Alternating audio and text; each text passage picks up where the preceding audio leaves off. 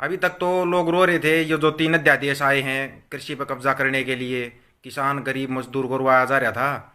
अभी तक तो उनको रुलाया जा रहा था। अभी नंबर आ गया भाई सेना का। एक बार इसको शेयर कर दो भाई, जुड़ते बंदे जुड़ते अपनी बात शेयर शुरू कर देंगे फिर। अभी नंबर ले दिया सेना का। और मैंने कई बार एक बात बोल ली थी, माँ धीरे धीरे नंबर सबका आएगा।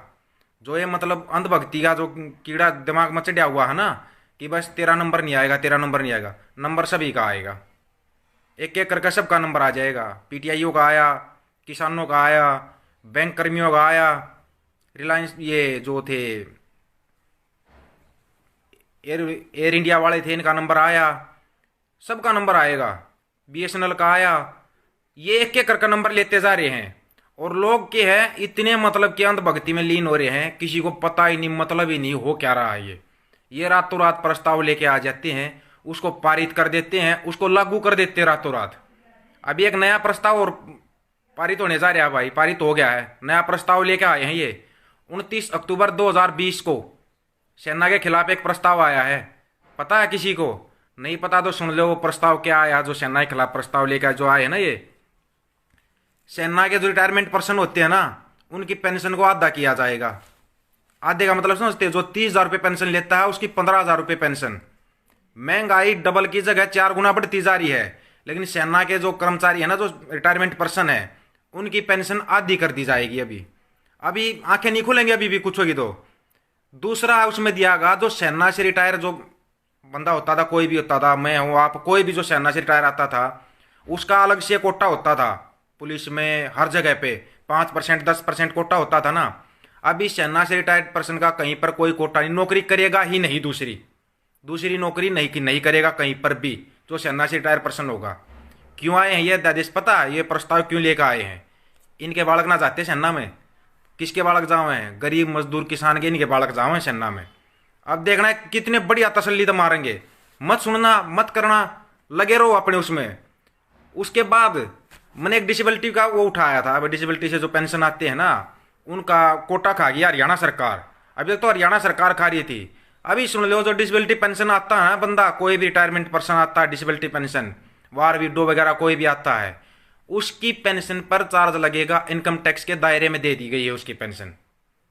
उसको आधे में लपेट लेंगे ये, उसको भी आधे में लपेटेंगे। और तीस चौथी बात, सेना के 9,000 पद खाली हैं, उनको नहीं भरा जा रहा। क्यों नहीं भरा जा रहा? केंद्र सरकार ने एक बहुत बढ़िया वो दिया है कि उनको हवाला दिया जा रहा है कि हमारे पास फंड नहीं है। फंड का हवाला दिया इस केंद्र सरकार ने कि हमारे पास फंड नहीं है। क्यों नहीं इनके पास फंड? पता क्यों नहीं है? क्योंकि मोदी के लिए 8,500 करोड़ का प्लेन चाहिए, एरोप्लेन 8,500 करोड़ का, उसके लिए पैसा है। इनके सरकार के प्रचार प्रसार के लिए 7,500 करोड़ रुपए खर्च कर सकते हैं, उनके लिए पैसा है। लेकिन जो सेना में नौकरी करके बंदा आता है ना, उसकी पेंशन के लिए इनके पास पैसा नहीं है। सेना में भर्ती करने के लिए, उनको तनख्वाह देने के लिए इनके पास पैसा नहीं है। अभी तक तो उनकी टीचरों की, बीएसएफ, सीआरपीएफ, सीआईएसएफ, इनकी पेंशन बिल्कुल बंद की थी इन्होंने। अब धीरे धीरे लपेटे में सेना को भी लेंगे ये। पहले ही बताया था नंबर सबका आएगा, शांति रखो। बारी इंतजार है ना सबको, अपनी अपनी बारी का इंतजार रखो, नंबर सबका आता जा रहा है। दूसरी चीज, अभी सर्दियां शुरू होगी ना, सर्दी शुरू होगी, आपको भी घर पे सर्दी लगती होगी, आप कंबल रजाई सब कुछ ओढ़ते हो।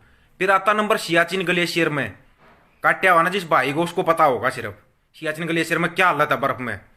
अभी तक उनके पास कोई इक्विपमेंट नहीं पहुंचा सियाचिन ग्लेशियर में, किसी भी जवान के पास कोई जूते नहीं, कोई जैकेट नहीं, कोई कंबल नहीं, कोई रजाई नहीं, कोई गैस या ऑक्सीजन सिलेंडर नहीं, कुछ पहुंचा ही नहीं है। क्यों नहीं पहुंचा भाई? क्यों नहीं पहुंचा ये बता दो। और जो पेंशन के लिए पैसा नहीं है, ये क्यों नहीं है ये बता देना एक बार।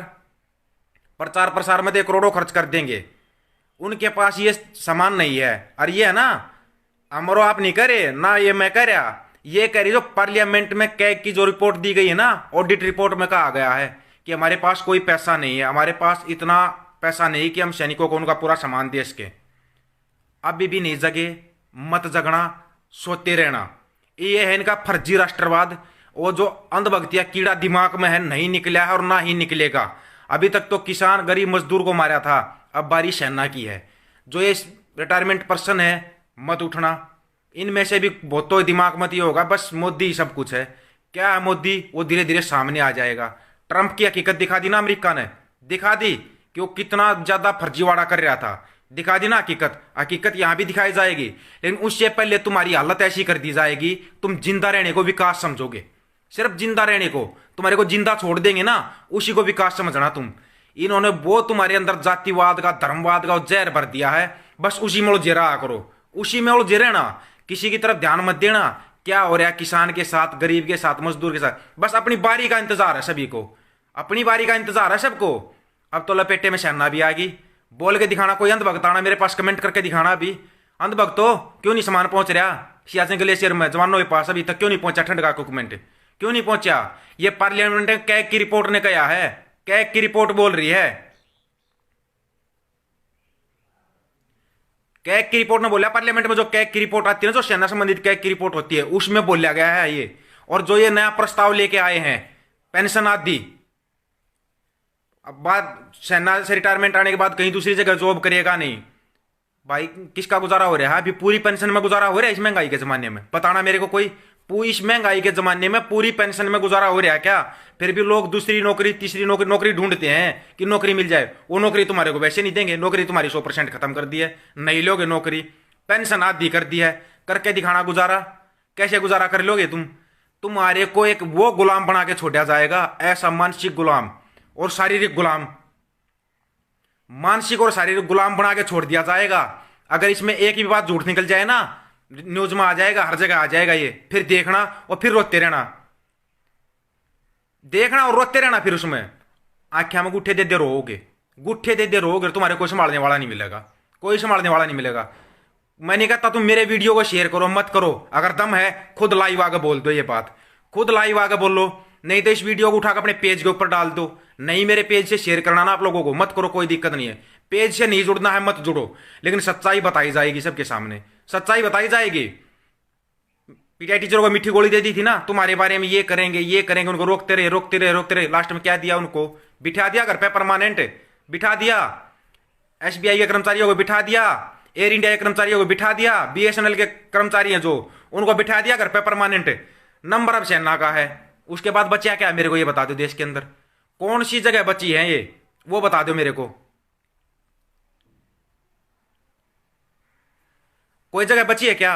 कोई जगह बची हो तो आप गिन के तुम बता देना। हाँ बचे हैं, ये अंध भगत और गंध भगत बचे हैं, जो जयकारे लगाते रहते ना, ये बचे हैं।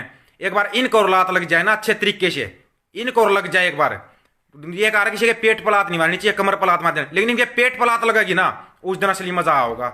एक तो मिला ना वो गोबर स्वामी या कौन सा स्वामी था जो बाजू फोल्ड करके बोलता था फलाना आ जाओ धकड़ा आ जाओ, मिल गया ना उसको प्रसाद। अभी प्रसाद उसको पूरा नहीं मिला है, पूरा प्रसाद मिलेगा, हर अंध भगत को पूरा प्रसाद मिलेगा। अभी जब नंबर सेना का आ लिया ना, तो ये देख लेना देश में फिर बचा क्या है।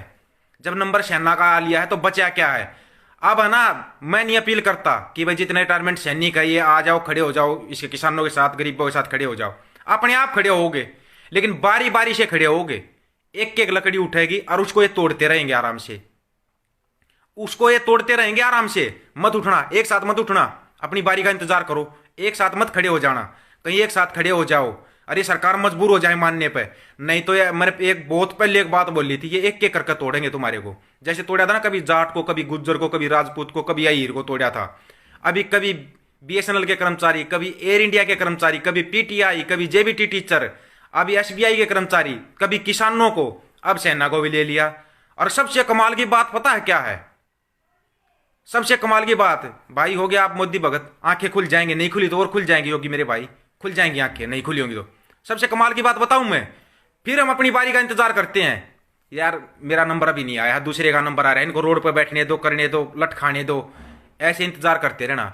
ये कौन सा तुम्हारे दिमाग में भर क्या रखा है मेरे को ये बता दो कि तुम एक साथ खड़े नहीं हो सकते, खड़े हो भी नहीं पाओगे, तुम हो नहीं पाओगे तुम खड़े, गारंटी है, ये गारंटी है, तुम एक साथ खड़े नहीं हो सकते जिंदगी में। एक साथ खड़े होकर दिखा देना मेरे को, एक साथ खड़े होकर दिखा देना मेरे को। बोलते हैं तू डेली लाइव करता, ये करता, ये बोलता, वो बोल, लट खा कितने लट खाओगे यार, ये 60-60, 70-70 साल के बुजुर्ग कितने लट खा सकते हैं?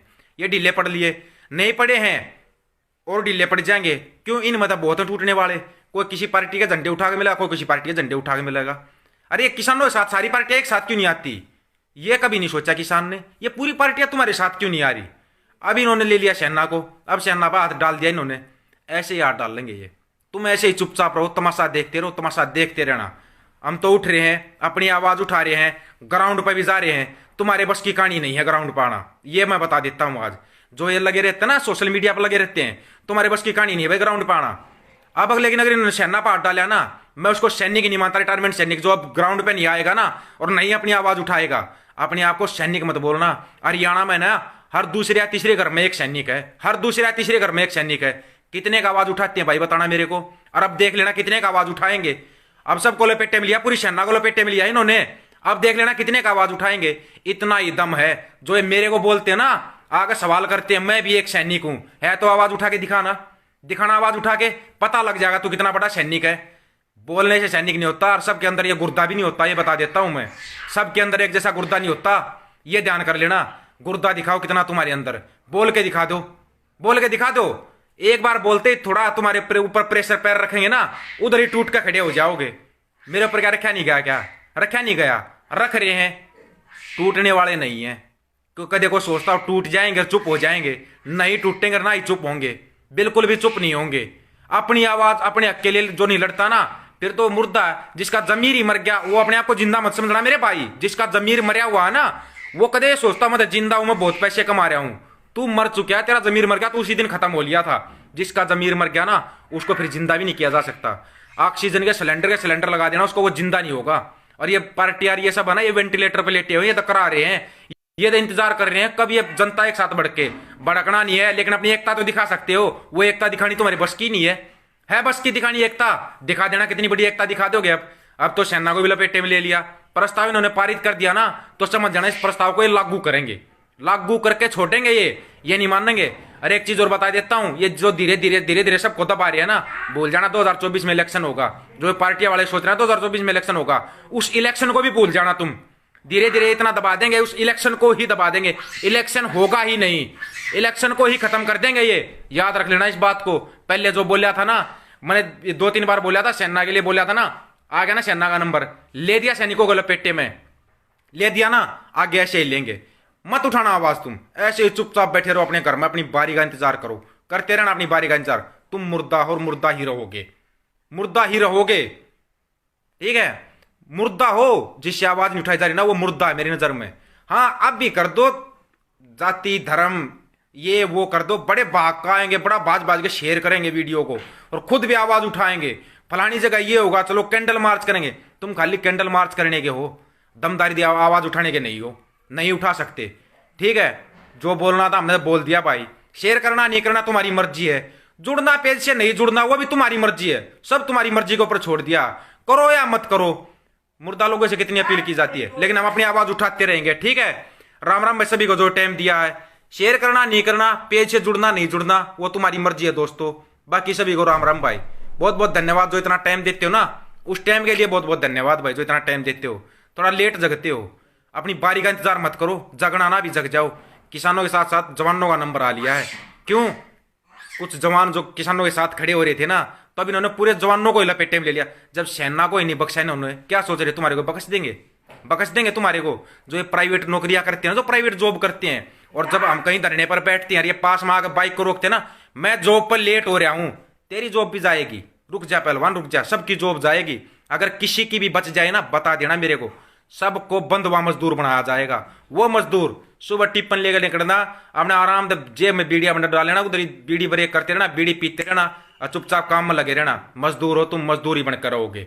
नहीं उठा, आत्मा मर चुकी तुम्हारी, मुर्दा हो ही। मुर्दा को कहीं भी डाल दो, कोई फर्क पड़ता नहीं है, नहीं पड़ेगा तुम्हारे ऊपर फर्क, ठीक है। इतना टाइम देने के लिए बहुत बहुत धन्यवाद भाई दोस्तों। राम राम भाई सभी को।